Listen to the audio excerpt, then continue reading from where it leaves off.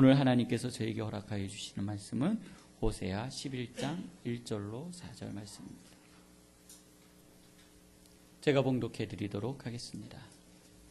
이스라엘이 어렸을 때에 내가 사랑하여 내 아들을 애굽에서 불러냈거늘 선지자들이 그들을 부를수록 그들은 점점 멀리하고 바알들에게 제사하며 아로새긴 우상 앞에서 분향하였느니라. 그러나 내가 에브라임에게 걸음을 가르치고 내 팔로 안았음에도 내가 그들을 고치는 줄을 그들은 알지 못하였도다. 내가 사람의 줄 곧 사랑의 줄로 그들을 이끌었고 그들에게 대하여 그 목에서 멍에를 벗기는 자 같이 되었으며 그들 앞에 먹을 것을 두었노라. 아멘. 우리 현대인들의 습관이 하나 있습니다. 이 현대인들이라고 하면 저도 포함입니다. 저도 습관입니다. 말씀을 읽으면서 그냥 빨리 읽어버리는 겁니다. 이 말씀 속에 단어 하나하나에 대한 새김이 잘 안 됩니다. 왜냐하면 우리들이 가지고 있는 문화 자체가 그렇기 때문입니다. 우리 성도님들이 만나는 문화들 한번 보세요. 그냥 일방적으로 듣습니다. 그것에서 들을 때 수많은 단어들과 수많은 철학과 수많은 생각들이 스쳐 지나가는, 그래서 결론을 내리는, 그러다 보니 하나님의 말씀을 읽을 때도 그냥 습관처럼 그냥 쑥 읽고 내려가는 거예요. 오늘 저희들이 짧은 시간에 4절이라는 4개의 절이라는 본문을 읽었지만 사실 이 본문은 출애굽기부터 시작되어지는 내용입니다. 출애굽기부터 시작해서 호세아까지 내려온 역사적인 이야기들입니다. 그래서 오늘 이 말씀을 저희들이 한 절 한 절, 한 단어 한 단어 깊이 있게 들어가면서 하나님의 놀라운 사랑을 발견하기를 주님의 이름으로 축원합니다. 오늘 이 말씀을 우리들이 함께 보기 전에 제가 예화를 잘 안 듣잖아요.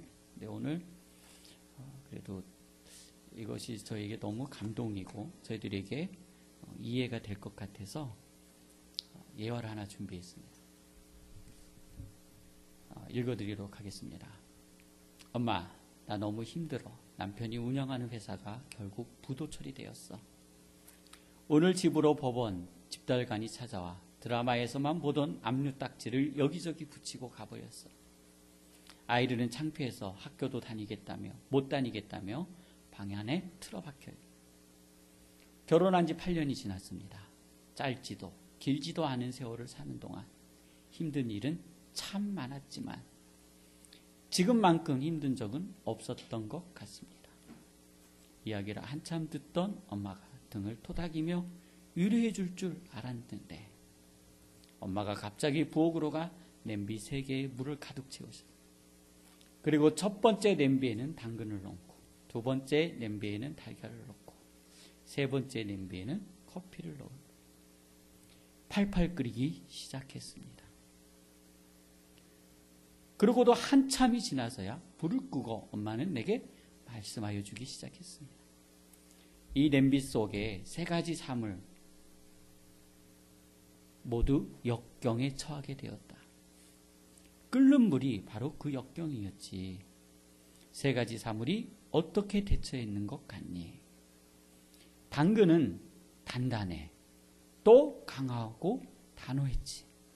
그런데 끓는 물과 만난 다음 당근은 한없이 부드러워지고 약해졌어.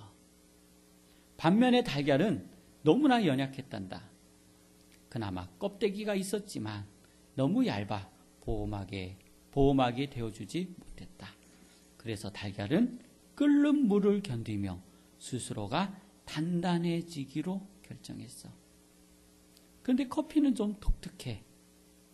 커피는 끓는 물과 만나자 그 물 모두를 변화시켜 버린 거야. 오늘 세상을 변화시키는 그리스도인이 되어지기를 주님의 이름으로 축원합니다. 내가 만난 고난, 내가 만난 어려움 때문에 넘어져 버리는 인생이 아니라 이 고난을 통해서 변화되어지는 그리스도인이 되어지기를 원합니다. 어떠한 기대를 가지고 이 글을 쓴 분이 엄마에게 찾아갔는지는 알 수는 없습니다. 근데 이 어머님은 이 자신에게 찾아온 자녀를 훈계를 하고 있는 겁니다. 좋은 표현이지만 훈계하고 있는 거예요. 그래서 부모의 훈계는 실질적으로 자녀의 미래를 세우는 겁니다. 길 가는 요즘 중고등학생들이 담배 피고 있으면 피해가야 합니다. 걔네들의 입에서 담배를 뺏었다가는 몰매 맞습니다. 그래서 피해갑니다. 그리고 걔네들을 담배 피운다고 기합 줬다가는 폭력죄로 경찰서 끌려갑니다. 그러니까 참견하면 안 되는 세상이 돼버렸어요. 걔네들이 도둑질하고 가는데 발을 걸어서 넘어뜨렸다. 잡아줬다. 용감한 시민상 받을 것 같죠? 네, 그 학생이 나를 폭력으로 고소하면 저도 폭력죄로 또 들어갑니다. 어떻게 해볼 수 없는 법들이 우리를 감싸고 있습니다. 우리의 청소년들을 잘 인도하고 싶고 잘 안내하고 싶지만 그들의 그 뛰는 그 힘과 그 열정을 가라앉힐 수 있는 방법이 우리들에게는 별로 없습니다. 유일하게 가라앉힐 수 있는 분이 있다면 바로 그분은 부모입니다. 부모가 담배를 핀다고 한 대 때려준다고 폭력은 아닙니다. 오로지 미래의 일꾼들, 미래의 우리의 자녀들, 오늘 우리의 자녀들을 훈육할 수 있는 사람은 누구밖에 없다고요? 부모입니다. 부모가 자녀를 훈계하는 것은 그의 미래를 위해서 훈계하는 겁니다. 앞서 말씀드렸던 것처럼 길 가는 아이가 담배를 피든 길 가는 아이가 술을 드시든 길 가는 아이가 길바닥에서 누워서 자든 나와 무슨 관계가 있냐라는 거예요. 길 가는 아이가 길바닥에서 누워서 자는데 그 아이가 나의 딸이고 내 아들이다. 길 가다 보니 청소년이 담배를 피우고 있는데 그 아이가 내 아들이고 내 딸이다. 길 가다가 물건을 훔쳐서 도망가는 아이를 봤는데 그 아이가 내 딸이요 내 아들이다. 라고 했을 때는 달라지는 겁니다. 그때는 부모가 그 상황에 개입을 할 수밖에 없는 겁니다. 무엇 때문에요? 무엇 때문에 개입을 해요? 한번 따라해 보겠습니다. 내 자녀의 미래를 지키기 위해서입니다. 다른 것이 아닙니다. 내가 창피해서 내가 이 상황에 대해서 내가 창피하고 너무나도 화가 나고 그래서가 아닙니다. 그것을 멈추게 하는 것은 자녀의 미래를 위한 겁니다. 핸드폰을 새벽 2시, 3시까지 만지고 있는 아들을 막는 것은요. 무엇 때문이에요? 우리 학생들? 따라해 볼게요. 나의 미래를 위한 겁니다. 컴퓨터 게임 내 마음대로 막 하고 싶죠. 규정 없이 하고 싶죠. 그래서 아이들은 그렇게 이야기합니다. 아빠 나는 프로그래머 될 거야. 아니 프로게이머 될 거야. 라고 이야기하지만 프로게이머는요. 실질적으로 생명이 짧아요. 24살만 넘어가면 프로게이머로서 내 가치가 떨어집니다. 그냥 손가락이 안 움직여요. 이 뇌 구조가 못 쫓아가요. 그러면은 프로게이머는 10대부터 게임을 해가지고 24살에 끝나버리는 거예요. 생명이. 그 다음에 어떤 직업을 가지고 살아갈 거예요? 나는 10대서부터 게임만 해왔는데. 따라해 볼게요. 제가 보니 대부분 PC방 건달됩니다.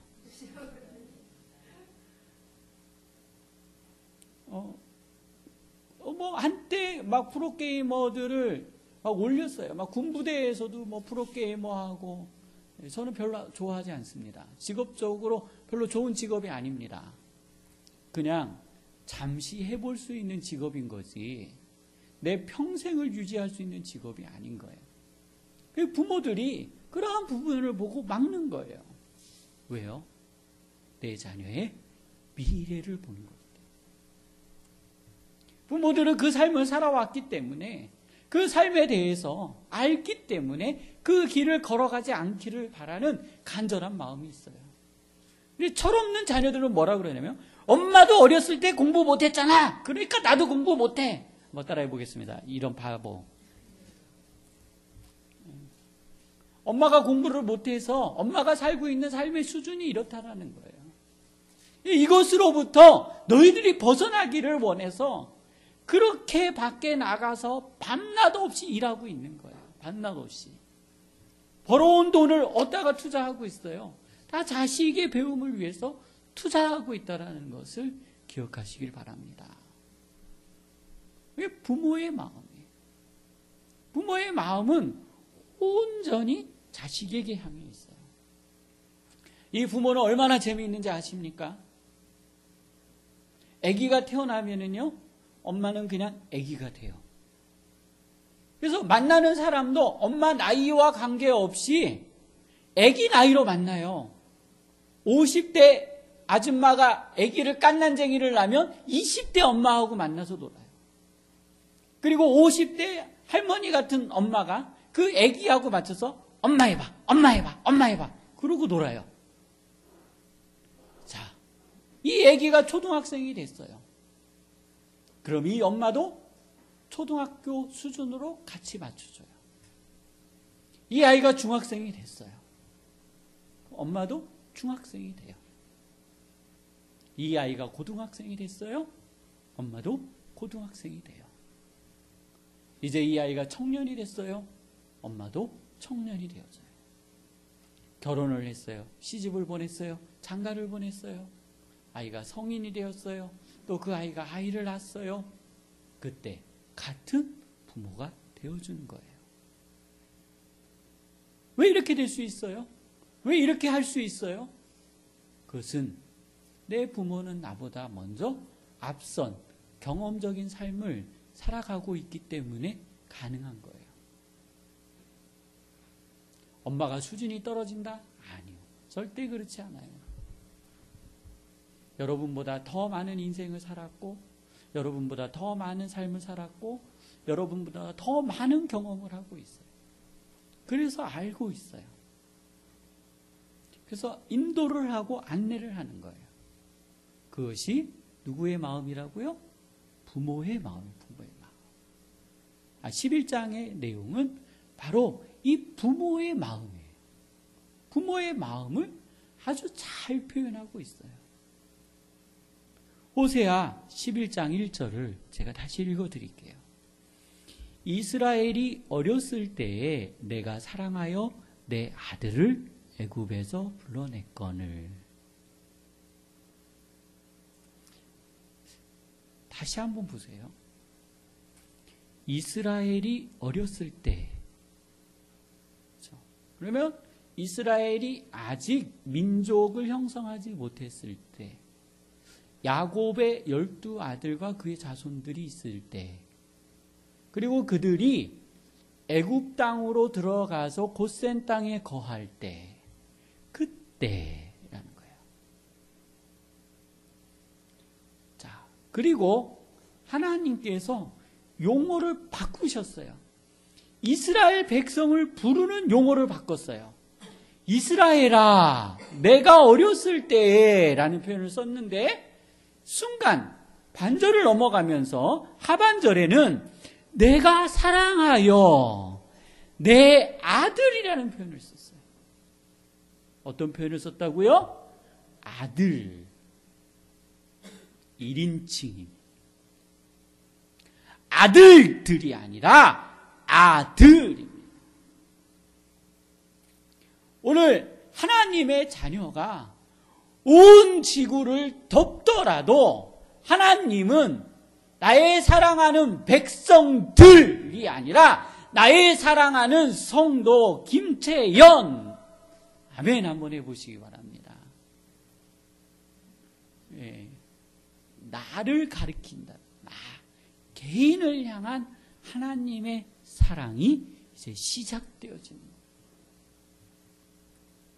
내 사랑하여 내 아들을 애굽에서 풀러냈거늘. 오늘 하나님께서 나 자신, 나 개인을 바라보고 계심을 기억하시기를 주님의 이름으로 축원합니다.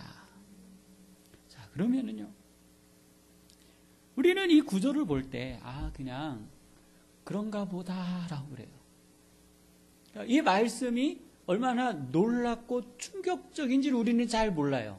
그냥 지금 보면서 하나님은 이스라엘이라는 큰 나라를 자신의 아들로 삼으셨구나 라는 것만 알 수 있어요. 근데 우리는 이스라엘의 역사를 보면 이 표현 자체가 하나님의 관점 안에서 얼마나 놀라운 말씀이고 얼마나 신기한 말씀이고 우리의 삶과 우리에게 얼마나 많은 영향력을 주고 있는지를 깨닫게 돼요. 짧게 역사를 정리해 드리도록 하겠습니다. 하나님께서는 아브라함을 부르셨습니다. 그리고 내가 하늘의 뭇별같이 땅의 모래알같이 내 자손을 창대케 하리라 라고 하나님께서 명령합니다. 이 역사 이 너머의 이야기입니다. 그리고 하나님은 아브라함에게 이삭이라는 아들을 주셨고, 하나님은 이삭을 통하여 에서와 야곱을 출생케 하셨고, 야곱을 통하여 12아들이 태어났고, 그 아들 중 요셉을 통해 야곱의 부족이 고센이라는 땅으로 들어가게 됩니다. 그리고 하나님의 때가 되어 모세를 통해서 이 이스라엘 백성을 출애굽시키고 가나안 땅에 정착하게 되어집니다. 사사시대를 거쳐서 이스라엘 백성이 왕을 요구하게 되어집니다. 그때 하나님이 사울 왕을 세웠고 사울 왕이 타락하여짐으로 말미암아 하나님이 사울 왕을 버리고 다윗을 왕으로 세우는 겁니다. 여기를 그때까지는 다윗의 왕국이라고. 저는 벌써 창세기부터 호세아까지 왔습니다. 그래서 솔로몬의 범죄로 인해서 하나님께서 르호보암 왕 때에 내가 이 땅을 갈라내리라, 이 땅을 나눠내리라라고 선언하시고 르호보암 왕 때에 여로보암을 통해서 분열 왕국이 시작되어집니다. 오늘 호세아서는 북이스라엘을 향한 하나님의 선언인 겁니다. 남유다가 아니라 북이스라엘, 분열되어진 왕국을 통해서 하나님이 선언하는 말씀입니다. 자, 나라를 분열하고 나서 여로보암이 선택한 것이 무엇이냐면 우리 성도님들이 자주 들었던 베델과 단에 단상을 만들고 소를 만들어 이것이 출애굽하여 애굽으로부터 우리를 끌어낸 하나님이다라고 하면서 우상을 만들기 시작했습니다. 다시 표현을 해보면 하나님께서 이스라엘을 반으로 나누셨고 그리고 두 개의 국가를 형성해 가시지만 오늘 다시 이 말씀을 보면 이스라엘이 어렸을 때라는 겁니다. 하나님은 남유다와 북이스라엘을 한번 저를 따라해 보겠습니다. 동일하게 보고 계십니다.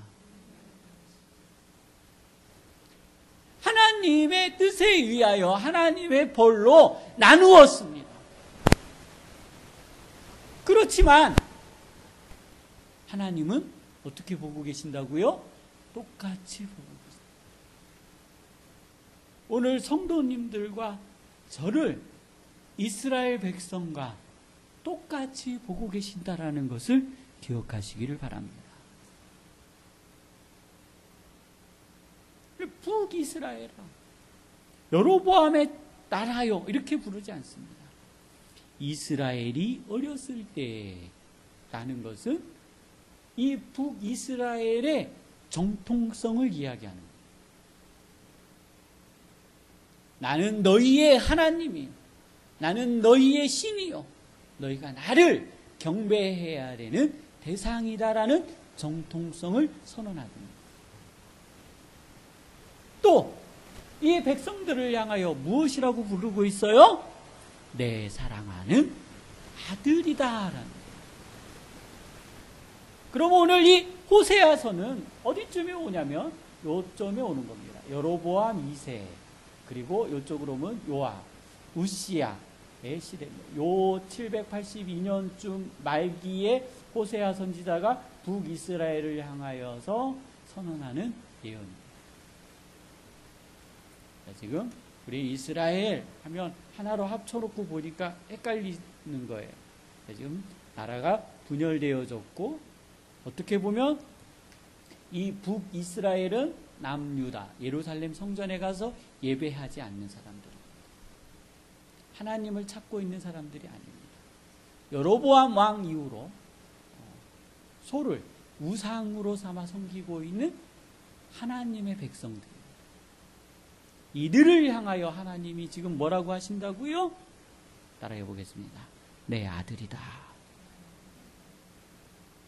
라는 겁니다. 그들이 아무리 멀리 가더라도, 그들이 아무리 멀리 도망치더라도 내가 너희를 놓지 않겠다. 내가 너희를 놓지 않겠다. 다시 1절을 읽어드리도록 하겠습니다. 이스라엘이 어렸을 때,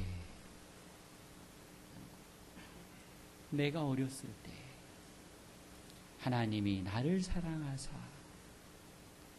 나를 자녀 삼으시고 죄악의 어두운 그늘에서 불러냈거늘.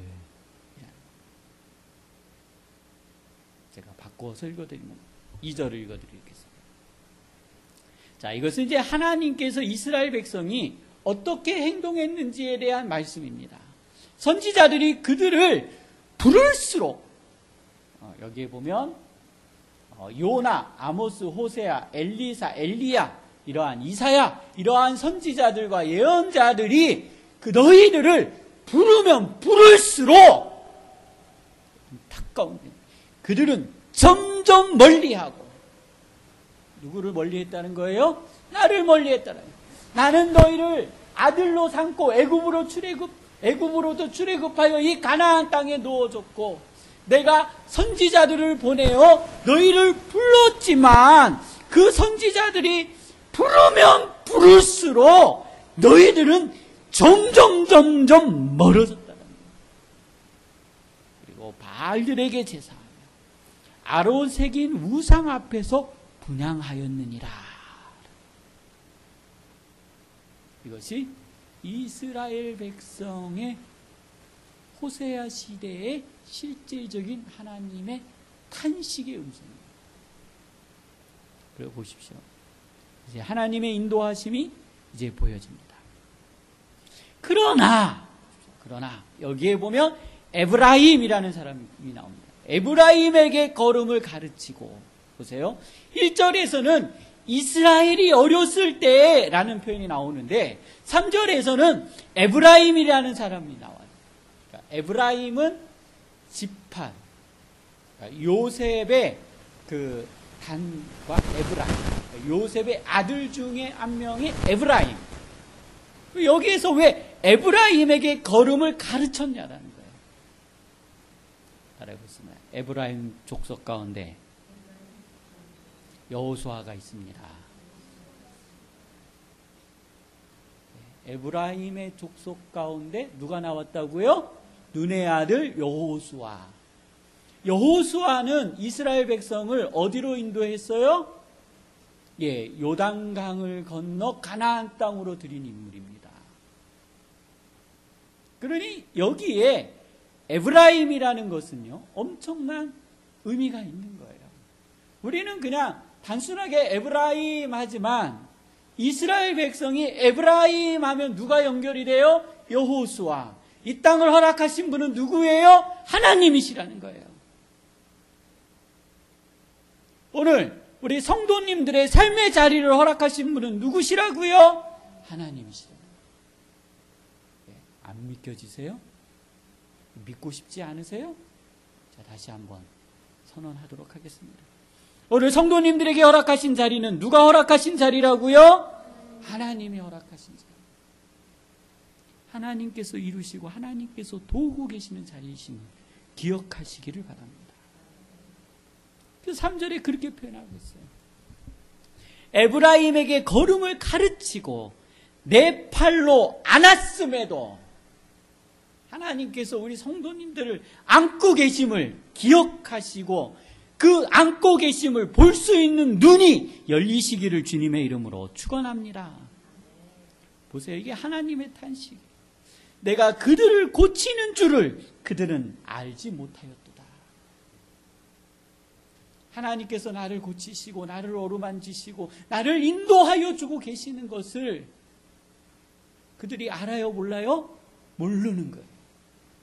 마치 우리의 자녀들이 엄마가 아침을 주고 점심을 주고 저녁을 주는 것을 당연하게 생각하듯 용돈을 주고 신발을 사주고 학교를 보내주는 것을 당연하게 생각하듯 그 수고에 대해서 감사하고 고마워할 줄 모르는 것이 당연한 겁니다. 당연한 거예요. 우리들도 그렇게 컸기 때문에 그렇게 당연하게 여겼다라는 거예요. 왜요? 왜 그래요? 이것이 생활이기 때문에 그런 거예요. 생활이기 때문에. 이스라엘 백성은 그것을 못 보는 거예요. 그래서 4절에 하나님의 이 애절한 사랑을 한번 보세요. 내가 사람의 줄, 곧 사랑의 줄로. 무슨 줄로요? 사랑의 줄로. 앞에 무슨 줄이 있어요? 사람의 줄이 있어요. 제가 누누이 말씀드리잖아요. 하나님의 역사하심이 우주에서 뭔가 벼락같이 떨어지는 것이 아니라고요. 누구를 사용하여 하나님이 일하신다고요? 사람을 통해 일하시는 거예요. 사람을 통해 일하시기 때문에 사람이 나에게 도와준 것처럼 보이는 거예요. 우리는 제가 누누이 말씀드리잖아요. 우리는 두 가지를 같이 생각해야 된다고요. 하나는 그 사람을 통해 일하시는 하나님의 역사하심을 볼 수 있는 믿음의 눈이 필요함을 기억하시길 바랍니다. 그러한 눈이 열려지기를 주님의 이름으로 축원합니다.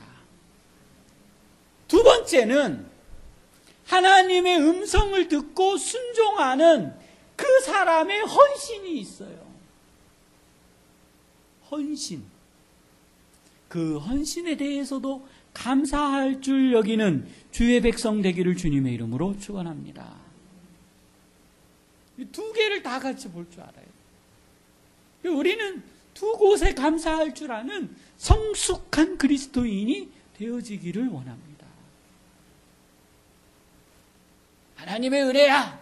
하나님이 너에게 주시라고 했으니 그런 거지 하고 끝내버리거나, 그래 너가 나에게 도와줬으니 내가 사업에 성공했어, 그래 너하고 나하고 무역하니 우리나라가 그렇게 부강해졌어 라고 생각하며 하나님의 역사하심을 잊어버리는, 하나님께서 사랑의 줄로 우리를 끌고 계심에도 불구하고 그 줄을 알아보지 못하고 기억하지 못하고 쳐다보지 못하는 불쌍한 인생들에 대하여 지금 선언하고 계십니다. 그들에게 대하여 그 목에서 멍에를 벗기는 자같이 되었으며 그들 앞에 먹을 것을 두었노라. 자, 그들 앞에, 북이스라엘 백성 앞에, 오늘 우리 앞에 먹을 것을 두었음에도 불구하고 그것에 대하여 하나님의 은혜다 하고 생각하고 있지 못하다라는 것. 우리 한번 기도하기를 원합니다. 하나님께서 나를 사랑의 줄로 붙들어 매셨습니다. 나를 어두움에서 불러내사 나를 사랑하시어 친히 자신의 자녀라 불러주셨습니다. 하나님은 우리에게 끊임없이 우리를 부르고 계십니다. 또한 나의 가는 길을 가르치시고 나의 걸음을 가르치시고 그 크신 팔로 나를 안으시고 나의 가는 길을 고치시고 나를 안내하시고 인도하시지만 그것을 알아보지 못하고 있습니다. 또 하나님은 사람의 줄을 통하여 나에게 사랑의 줄로 묶어 놓으셨습니다. 나를 단단히 묶어 놓으셨습니다. 도망가지 못하게 아예 그냥 단단한 끈으로 묶어 놓으셨습니다. 그런데 우리는 이것을 향하여 멍해라 여기고 있습니다. 이것을 향하여 우리는 구속이라고 생각할 때가 있었습니다. 하나님 이제 나를 사랑의 줄로 묶으신 이 줄이 하나님 나의 눈에 보이게 하여 주옵소서. 내가 성숙한 신앙인으로서 믿음의 길을 걸어갈 수 있도록 하나님 인도하여 주옵소서. 우리 하나님께 기도하도록 하시겠습니다. 거룩하신 하나님 아버지, 저희를 인도하여 주시고 저희를 붙들어 주시고, 거룩하신 하나님, 그렇습니다. 저희는 부족하고 저희는 연약하고 저희는 힘이 없습니다.